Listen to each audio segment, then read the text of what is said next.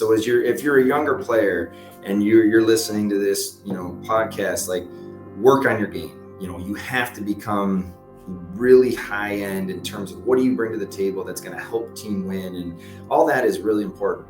But that's only one piece.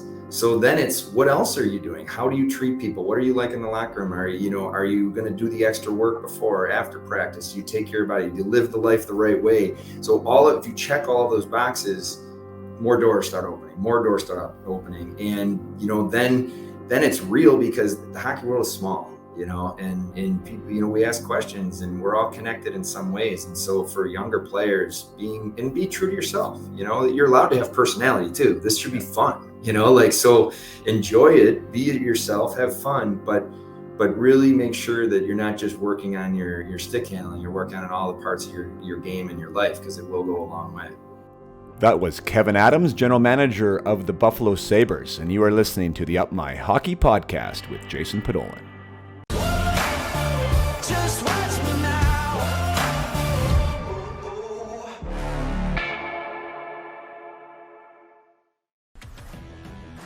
Welcome to Up My Hockey with Jason Podolin, where we deconstruct the NHL journey, discuss what it takes to make it, and have a few laughs along the way. I'm your host, Jason Podolin, a 31st overall draft pick who played 41 NHL games, but thought he was destined for 1,000. Learn from my story and those of my guests. This is a hockey podcast about reaching your potential. Hey there, and welcome back to the Up My Hockey Podcast with Jason Podolin. I am your host, Jason Podolin, and today we are in for a treat. And that is because it is not every day you get to talk to somebody who holds one of 32 jobs in the entire world. I'm talking about a general manager of an NHL team. So today we have on Kevyn Adams, general manager of the Buffalo Sabres. Thankfully for me, I was a suitcase, and when you are a suitcase, that means you play with a lot of people. And when you play with a lot of people, some are bound to become head coaches. Some are bound to become all-stars. Some are bound to become general managers. And Kevyn Adams is one of those teammates of mine that became not only an established NHLer, but he also became the general manager of the Buffalo Sabres. And if you send somebody like Kevyn, who's a good teammate of mine, and enough emails, he will follow through and give you the interview that you requested. So thank you, Kevyn, so much, and thank you to the Buffalo Sabres for making this happen. It was a tight schedule, as a GM is, especially during training camp season when they having an exhibition game. So Kevyn was able to give us 30 minutes, and we cover a lot here in the 30 minutes. We cover his time in the minors. We cover his ascension to the NHL, how he was able to stay in the NHL, great advice he received from Mike Murphy. We talk about what he learned as a player that's helping him now as a general manager, what he envisions for the Buffalo Sabres, and how he's going about building that right now in the moment. And yeah, lots of good stuff there. Buffalo Sabres fans are going to absolutely love this inside look at Kevyn Adams. NHL fans are going to love this interview. And anyone who wants to be anybody when it comes to be a player. You want to play in a junior team? You want to play in a college team? You want to play in the NHL one day? You want to be a pro? There are so many gold nuggets here for you to pick up and to put into your backpack, add to your toolbox as a player so you can get noticed, you can make a difference, so you can build your brand, as we talk about, to become the best player you can be. So super excited to bring this to you. Might as well get right into it. Here is Kevyn Adams, general manager of the Buffalo Sabres.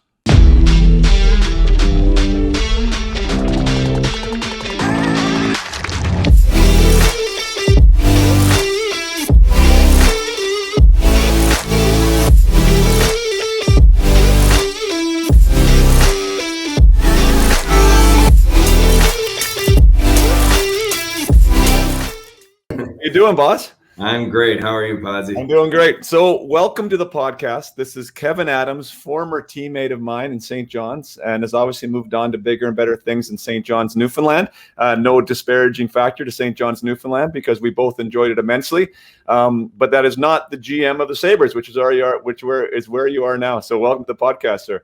Oh, thanks for having me. And I know it's great to reconnect with you. And you're right; those were those were great couple of years there, and I'm sure you looked at it back on it like I do fondly. You know, it was a lot Very of fondly. memories. And we've actually touched on it a few times with different guests, and the good people of of the Rock always come up, and there were so many amazing issues, or not issues, like reasons to play there that we all enjoyed, and then there was also the isolation of playing there that as a hockey player sometimes wasn't the best for a career standpoint because there wasn't many people coming to watch, but other than that, as far as from a life experience standpoint, it was pretty amazing there. And maybe I know we're tight for time, and Kevin and I have been trying to set this up, and obviously Kev's got a lot in the go, and we got 27 minutes here, so I want to make the most of the opportunity. But I think we should touch there, maybe there, because that's where our paths crossed.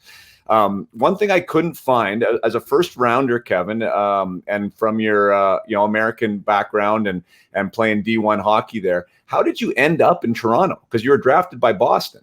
Yeah, it's interesting how life turns and twists, and you kind of go with things. But right, like you said, in 1993 I was a first round pick of the Bruins, and I was playing college hockey in Miami, Ohio. It was after my freshman year that I was drafted, and it was one of those things where, and I look at sometimes with younger players today, and everybody's in a rush. I wasn't in a rush. I knew I wasn't ready physically, mentally to play in the National Hockey League, and I needed to get better. I needed to get bigger and stronger. I was a skinny kid back then, and so I ended up staying all 4 years and playing there and graduating from Miami, which I was really proud of, and I was very important to me as well. So what ended up happening is got into a little bit of a contract battle with Boston at the time, and I went and played 1 year in the IHL in Grand Rapids coming out of college, and it was an independent team. And then kind of a long story short, as it went to an arbitration and all this stuff happened, and I ended up becoming a free agent, and I signed the next day with the Leafs. So that's kind of how I ended up in Toronto. And then obviously, spending time in St. John's and all those things along the way, you learn and makes you better if you're open to getting better. That's the key. Gotcha.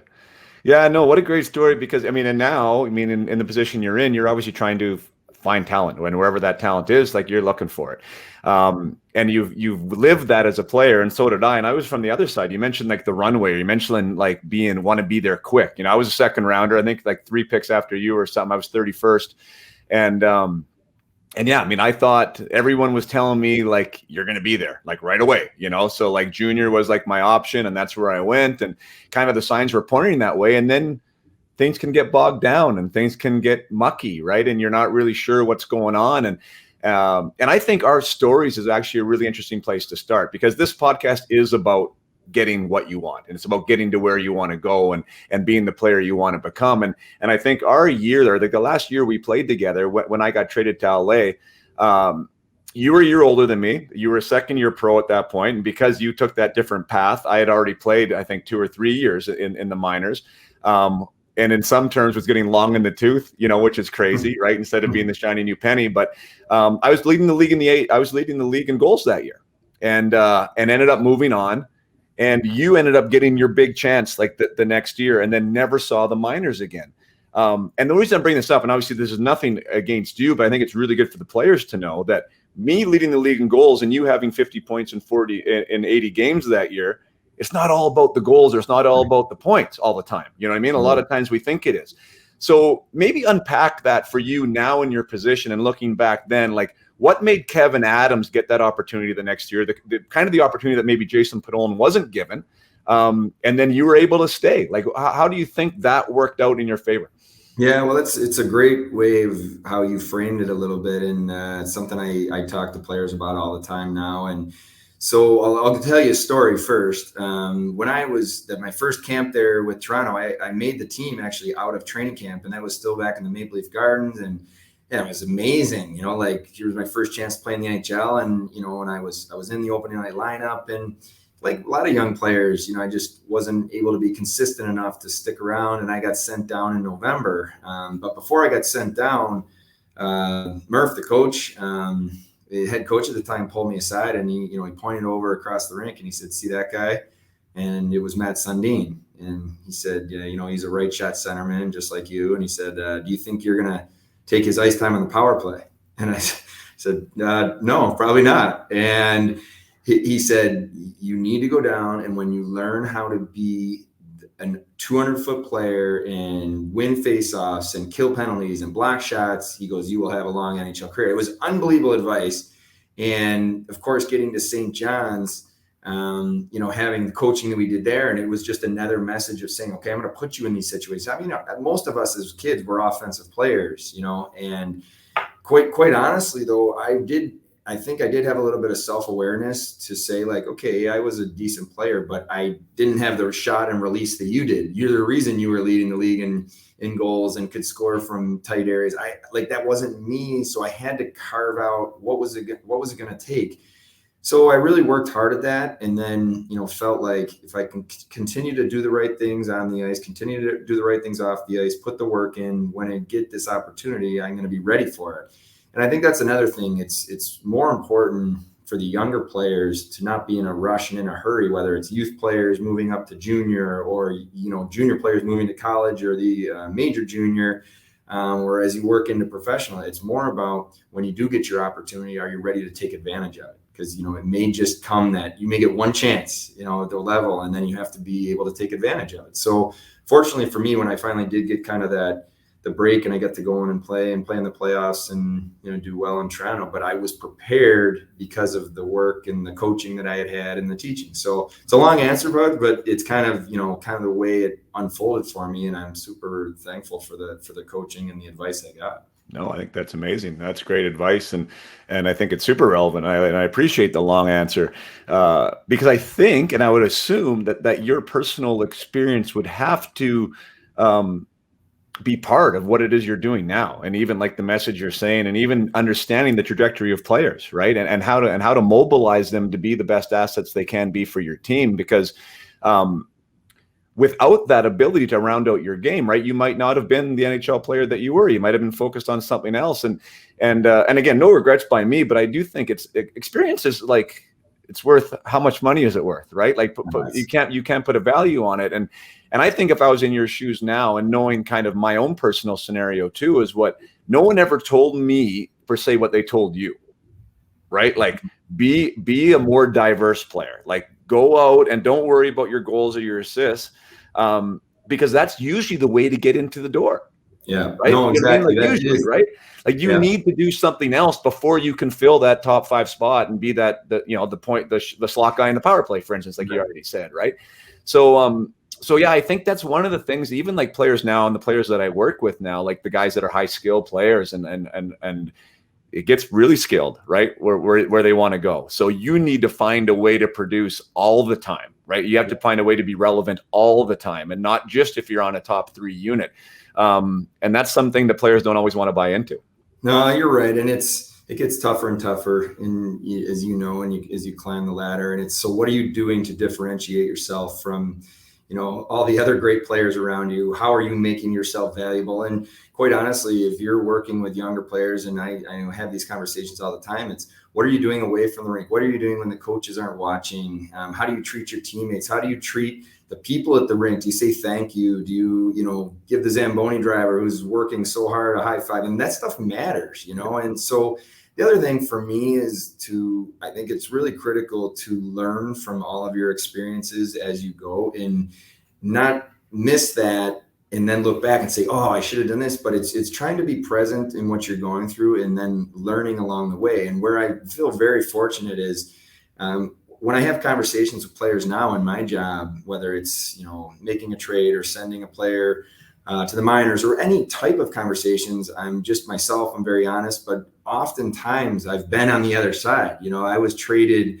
4 times. I think I was sent to the minors multiple times. I had been put on waivers. I'd been picked in the expansion draft. These different things that you go through, you learn, and then you learn what it feels like when you're being told a certain thing. And then players just want the truth. It's just being honest. And so I've really just tried to take what I've learned, my personality, be myself, and do it in the most honest way in this job. And, it's the only way I know how to do it, right? Just being yourself. But learning from those past experiences is extremely helpful for me now.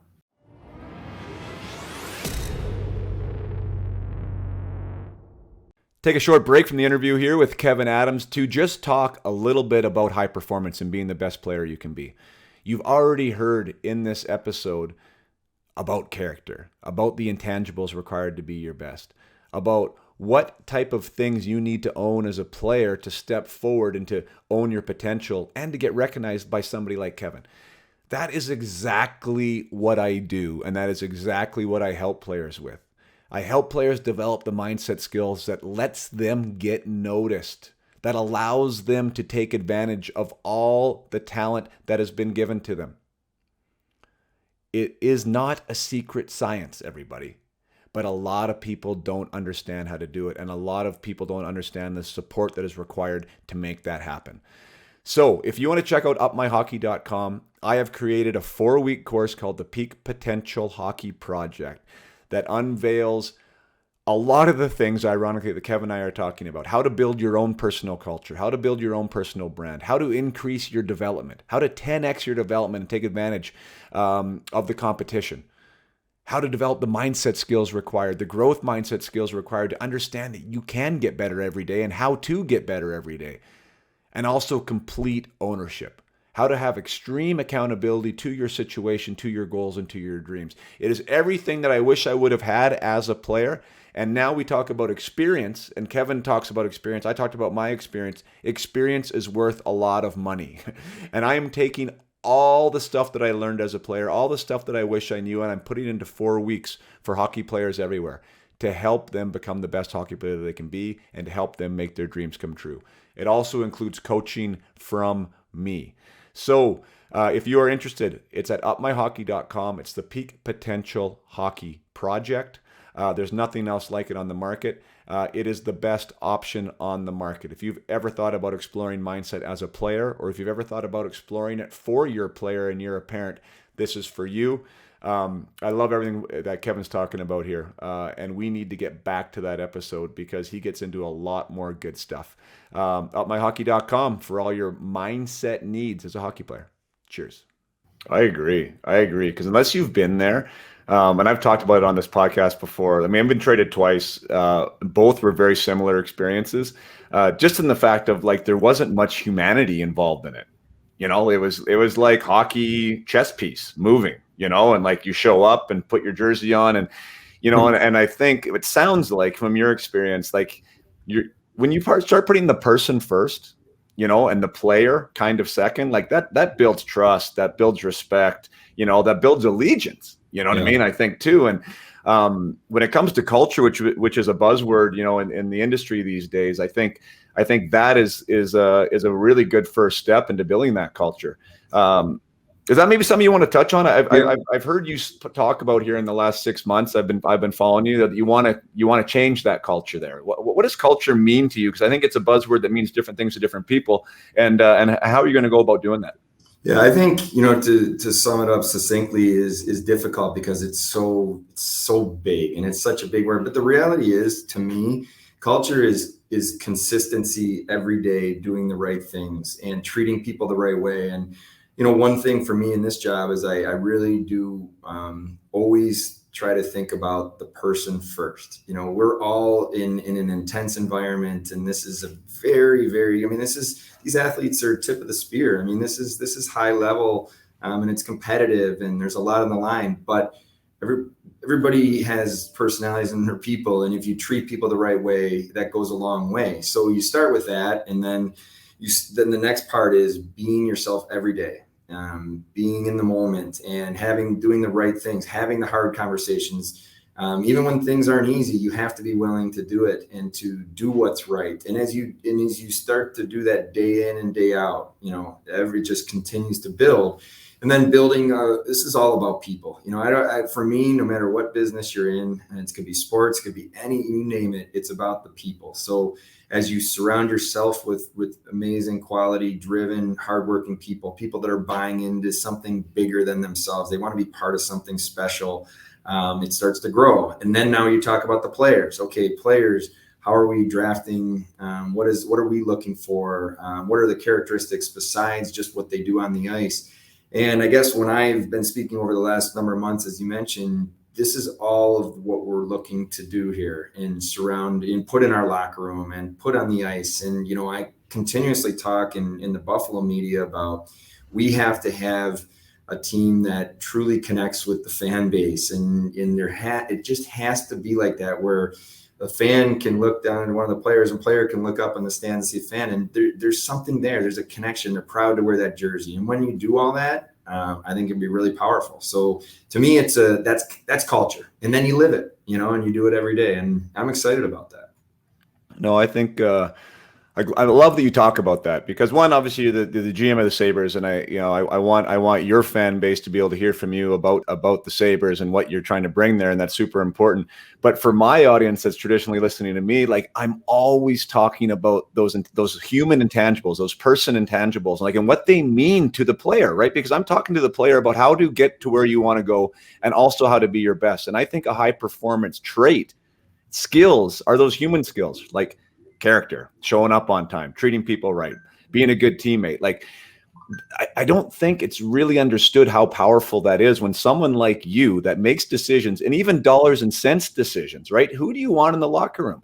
Because we already talked about, okay, there's differentiations on the ice, of course, and you're in the results league. You need to get results, right? You need to have players that get results, but you can amplify your own skill set, and you can amplify the skill sets of others with the right human characteristics, right? Yeah, and I think as you touched on it, when you're talking working with younger players, the more, I always say it in a sense of, the more doors you can open for yourself, the better you're going to be, really, if you just want to boil it down. So if you're a younger player and you're listening to this, podcast, like, work on your game. You have to become really high end in terms of what do you bring to the table that's going to help team win, and all that is really important.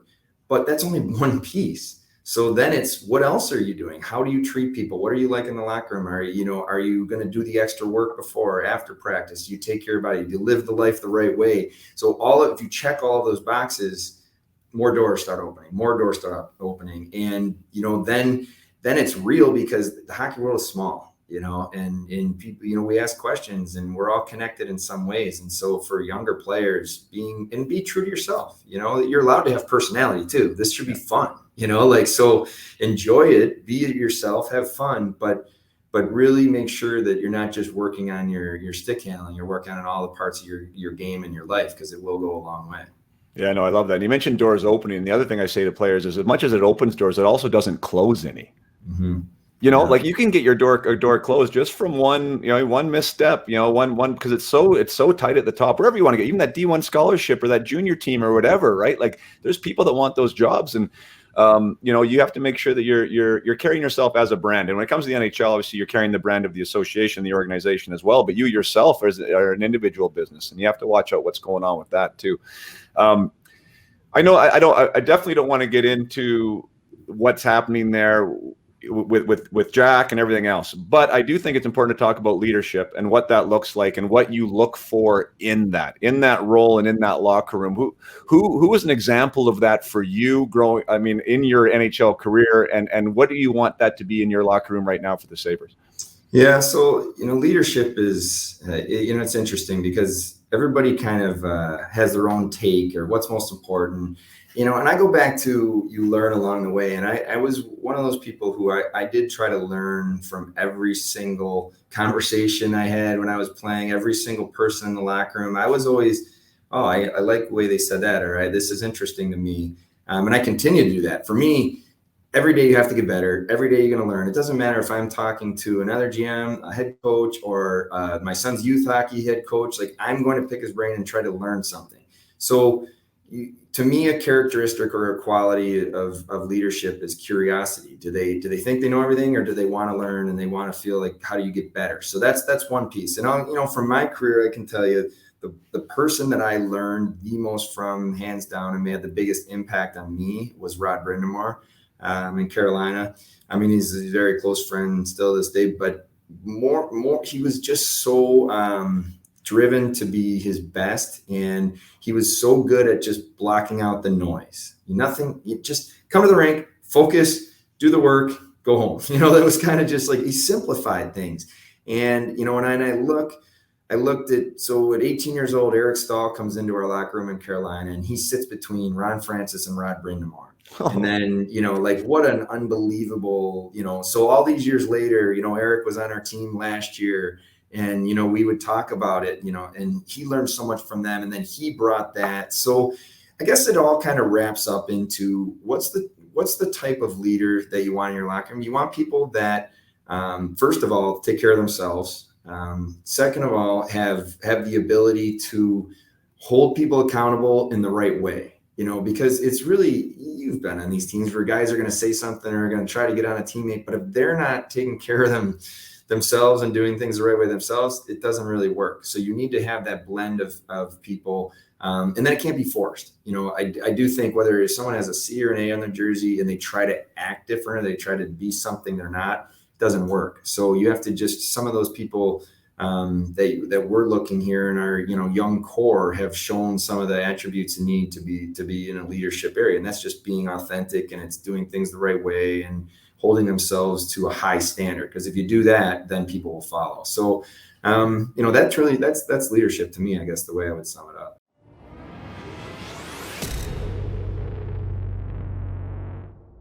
So I want to take a short break to remind you that upmyhockey.com not only serves individual players, but it also serves teams and associations.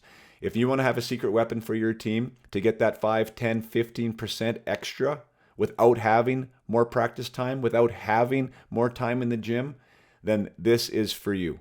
Mindset training is an amazing team builder. It is an amazing way to give players a new perspective, a collective new perspective on how to raise standards, how to use mental agility as a tool on the ice, how to find your peak performance state and get back to it consistently and quickly, how to improve your practice time and your practice level and your practice intensity.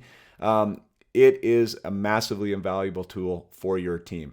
That's at upmyhockey.com. The training comes with me, from me, an NHL pro, someone who didn't extract everything he needed from his potential and had the 1,000-game career that he wanted, which is why it makes me the perfect spokesperson for the value of doing it, of unleashing that potential within you and unleashing that potential within your teams. So upmyhockey.com for your needs of higher performance.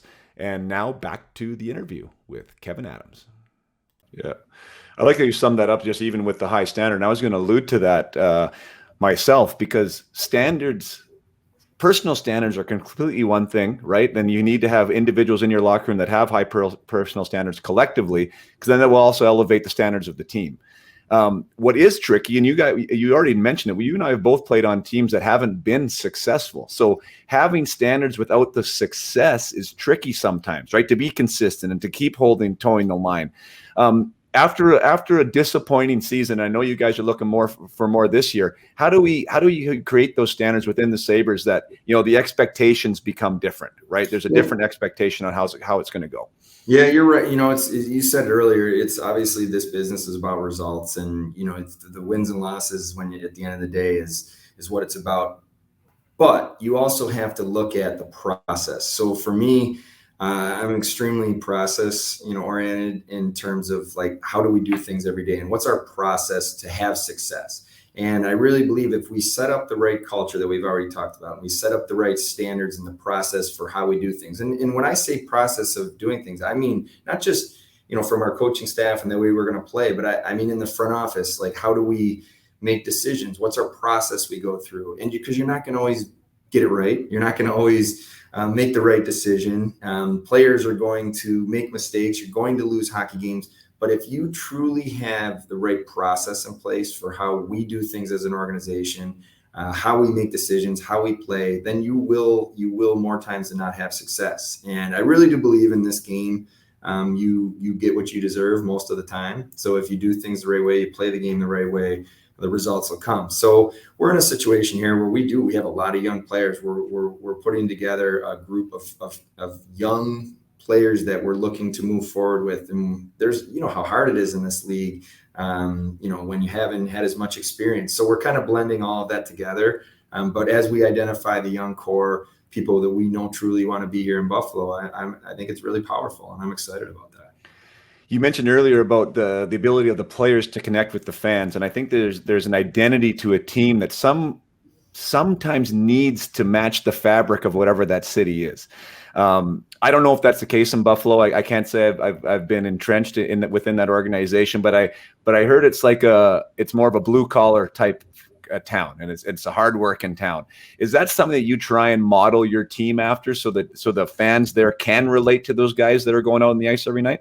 Absolutely. I mean, I think you nailed it. It's really about just being honest with the work that you put in. And then, and I've talked to the team about this a little bit, where if it wasn't good enough, then own it. Have an accountability to yourself that we need to be better. I need to be better.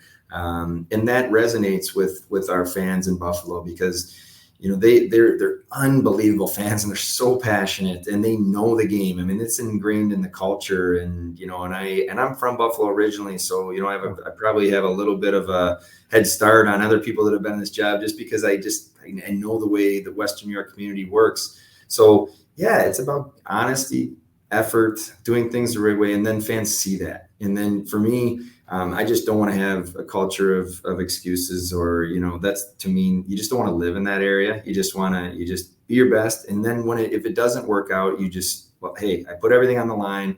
I felt good about the way it played, and it didn't work out, or I need to be better. It wasn't good enough. I'm going to be better the next day, and then back it up. Right. So, yeah. But I think that kind of goes back to what we've talked about the whole time. It's building a organization of people that are doing things the right way for the right reasons, and are buying into something bigger. And then you put that process in place that we talked about, and then you just you hope that snowball keeps picking up and going downhill, and that's the goal here. Right. It's a time of year where everyone's making predictions and who's going to do what and what's going to happen. And you've spoken about your DNA is process, but you also did recognize you're in a results league. Is there a result? Is there a number in your head that you can share with me, or you're not, but is that something that you guys shoot for? Like, we're striving for an 80-point season or a 90-point season, or, obviously the goal is to win the Stanley Cup for every team that's in the NHL. And I wouldn't disparage you guys for saying that would be your goal, but how does that work in the back office mind? What's a successful year for Kevyn Adams and the Buffalo Sabres this year? Yeah. So I think you got to be really careful of that in terms of how you look at the big picture. I think shrinking it down and almost going, day by day, week by week, month by month, then you get to the end goal. But for me, and I'm not dodging the question, honestly, because what I am really measuring right now is, are we better? Are individuals better? Is a team better than we were previously? So does that mean, when I look at, the start of training camp, are we better right now? Have we improved in ways? And when we get into November, okay, where are we? But are we better than we were? And sometimes it's hard from a tangible, to exactly say, but I did feel that was, really thought Donnie Granato did a good job when he took over last year, because I could see individuals getting better. I could see the way our team structure was better. So I'm judging it more right now on that. Are we improving? Are we putting individuals in a position to get better, to succeed? Because then, collectively as a group, we will. And we know we have to add to this group. We know we have to add, there's other players that we've drafted that aren't even here yet and that are coming. So that's all part of this as well. Well, that was probably one of the most important decisions you had there early on in your tenure, was who was going to lead the team from a behind the bench standpoint. Was that one of your biggest choices? And was it a difficult choice? You seem to be impressed with Donnie right off the bat. Was he your go-to from the get-go? I love the way Donnie thinks about the game. I love his style. He's attack. He's puck pressure, pursuit. I mean, all the way. I think that's just the way the game is trending right now, and then the players have fun playing that way too. So that's important. I did go through a long interview process with a lot of different people. I talked to coaches with tons of different backgrounds, from former NHL guys to junior to college, just because I wanted to learn. And I just always kind of came back to, I just felt like Donnie was the right fit for where we are. I really enjoy working with Donnie. I learned from Donnie a lot as well, and we have a good working relationship, bouncing ideas off each other. So I'm excited about him, excited about the staff he's put together. I'm really excited about Seth Appert, our American League coach in Rochester, and the staff with Mike Weber and Michael Pekka that he's put together. So we have a good group, and they're all working well together. So it's fun. It's a fun process to go through. Okay, I definitely want to respect your time, and I know you got a game to get to, so thanks so much for doing that. So I'll just end with, it is training camp time. everyone's obviously optimistic this time of year, which is something that I love. I remember that. I mean, even the players, right? There's optimism on the player side of, am I going to make the team, and where's this going to go, and what are we going to look like? Who are you excited about right now that maybe we don't know about, or you think that is making a move that came to camp looking different than maybe you expected, and who's some eyes that we should have on right now? Yeah, some of our young players, to me, that have really come into camp, starting at rookie camp, and have stood out, of guys. Samuelson, he's out right now week to week, but he's just looked really strong through rookie camp. Guys like Quinn and Peterka and Ruotsalainen and these younger players that are kind of on the cusp. What I love is that they're great kids. They're working. You can see them getting better. Right before your eyes, you can see them getting better. And that, to me, those are the guys. However our roster shakes out, we'll see. But those are guys that I'm excited about in the future for sure. Awesome. My last question here, which I wrote on the notes, was advice to young players. If you want to get noticed, it's tryout season for you guys. It's been tryout season sometimes in the youth areas. A lot of junior teams are doing it right now. How does someone get noticed in the eyes of a GM on a nightly basis to maybe get that little push they need to make the team? Yeah, for me, the number one biggest trait is competitiveness and consistency within shift to shift. I think young players, everybody wants to score, and that's great, and goals and all that stuff. That's great. But if you're a forward, how competitive are you? And are you going to take the puck to the net?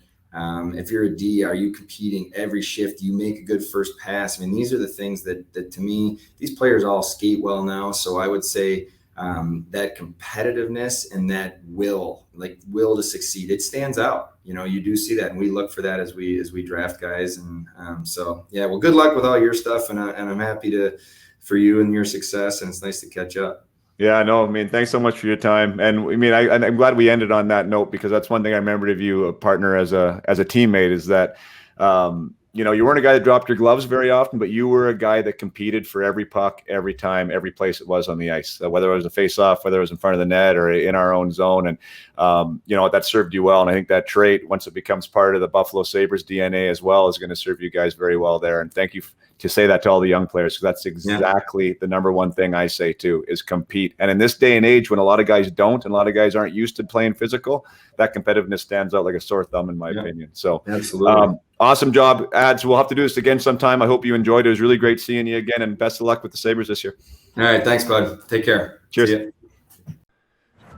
Thank you so much for joining us today, Kevin and I. And Kevin, if you are listening, massively grateful for your time, massively grateful for your insight, and for all the nuggets that you gave these athletes out there today and their parents to understand how to make a difference in their own careers and how to really take control of their destiny. So much good stuff there, and I know your Sabres are going to be building every step of the way, and with your process-oriented philosophy, as long as you do get better every day, that's all you can ask for. Wherever the results fall, the results fall. When it comes to my gratitude, it also falls on you guys as the listeners. If you enjoyed this, if you're watching this on YouTube right now, give it a thumbs up, give it a comment, give it a subscribe. I really appreciate everyone who's behind the podcast. I really appreciate everyone who has supported me through this. And I really appreciate those of you who go out and review the show, those of you who will subscribe on whatever podcast platform you listen to, so the episode downloads automatically. For those of you who've gone to iTunes and have given me the review or have reached out to me personally, it all helps so much, and it all means so much, because it does take quite a bit to put this podcast on.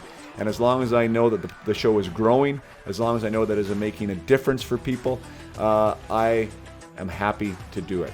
So help me help you. Keep giving me those reviews. Keep subscribing. Keep giving me the thumbs up and engaging in the comments. And I'll keep doing the best I can to supply amazing guests with amazing insights that are going to help you on your way in whatever hockey journey that may be. So, as always, play hard and keep your head up.